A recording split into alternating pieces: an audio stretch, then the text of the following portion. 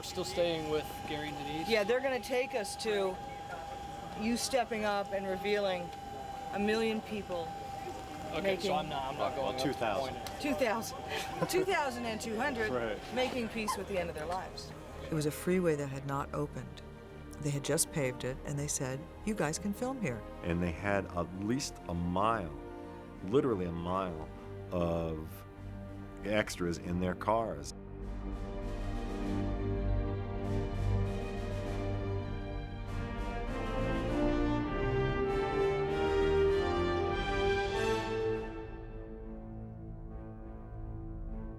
It's a gargantuan scene. It's fabulous. You never see, you used to see movies with casts of thousands. Well, this is cars and thousands. It was just great that they were able to wrangle all these people together that came out and parked their cars and did this scene. The challenge at the beginning, when we started planning this, was I think just coming up with how many people we can get in per hour and how we're actually going to park them and how we're going to get our people stretched across the highway to check them in, which takes a little bit of time. So you need to have 16 people stretched across the highway checking them in, and then you have to have another 12 people parking them with light wands. We've got 2,100 extras in 1,870 cars, and these folks did their own propping out of the cars, dressed in particular clothing. We needed certain colors to be used, and showed up starting at 4 o'clock in the morning. I think we did 160 cars every 15 minutes was our estimate. So we called them in 15-minute intervals, 4, 4:15, 4:30. And I think by 6:30 we were pretty much parked and ready to go. Well, a lot of the trucks that you see, all our different trucks are, on the outside it looks like it's Baskin-Robbins or U-Haul or Budget, but on the inside we've got refrigerated trucks with breakfast and lunch. We brought in large trailer porta-johns every 1/8 of a mile scattered about. We have motor homes for the medics that are air conditioned, so if people are feeling faint they just go into the motor home. Then we have a bunch of show trucks that we've rented, and we have ice, water, Gatorade, apples, bananas on the back of them just to keep people cooler and hydrated. I've been in big crowd scenes and never this hot before, and there is not a tree on this freeway. It's rough. It's very hot. It's been a real challenge for all of us and a great weight loss thing. I thought it'd be exciting. It'd be something different. I saw the ad in the paper. I've never been in a movie before, and I thought it'd be really neat. We did a couple of open calls, one at a high school in Manassas. I flew out in May, hired a local group here. They did a great job. And then we also did an open call in D.C. Most of the people, 80% of the people here on the freeway this morning are from Manassas.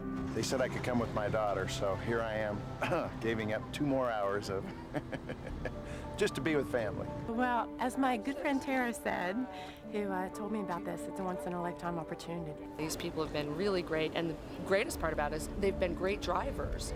You know, you'd think you'd get some really crummy drivers. We've had maybe one fender bender, if any, and just really good drivers. It's very difficult to back up in this kind of a situation, and all of these people have managed to do it without running anybody over, without knocking into other cars. They've been great drivers. What we did to communicate with 2,000 people is we had to organize an AM frequency so that we can speak to every one of these people through their own radio. It took some doing to get it to happen. We were actually trying to get an FM station cleared and bring in a transmitter from LA, which was very expensive. But Virginia Department of Transportation just chimed in when they sort of heard us talking about it. They said, hey, we got this brand new transmitter and we think this could work. And sure enough, it does. It was just great. And it took about 8 weeks of the most complicated paperwork and logistical nightmare dealing with the Department of Transportation, the FCC, but it works like a charm. We have one walkie-talkie that our first AD talks with, and all 2,000 people can hear them. They just turn their radio on. All right, action cars pulling forward and hopping, please, guys, action. Okay, copy down. I'll get back to you. I'll make sure you have rolling. It was hugely challenging, and I shot first unit. I had second unit getting shots of people looking at comets, and it was really challenging to shoot with a tiny little baby, the giving up of the baby.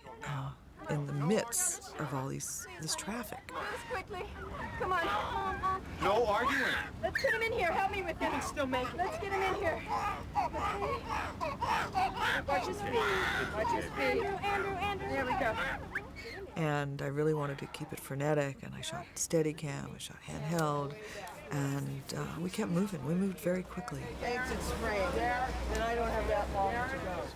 You know, what I wanted to focus on in this movie were the relationships of the characters, and the theme of this movie was the choices we made, and these parents had to make a choice. They had to give up their kid in order so that their child could live on, and they could live on through their child, and that's what that scene was about. And everybody was very, there wasn't a lot of talk about what it was about. It was really kind of obvious what it was about.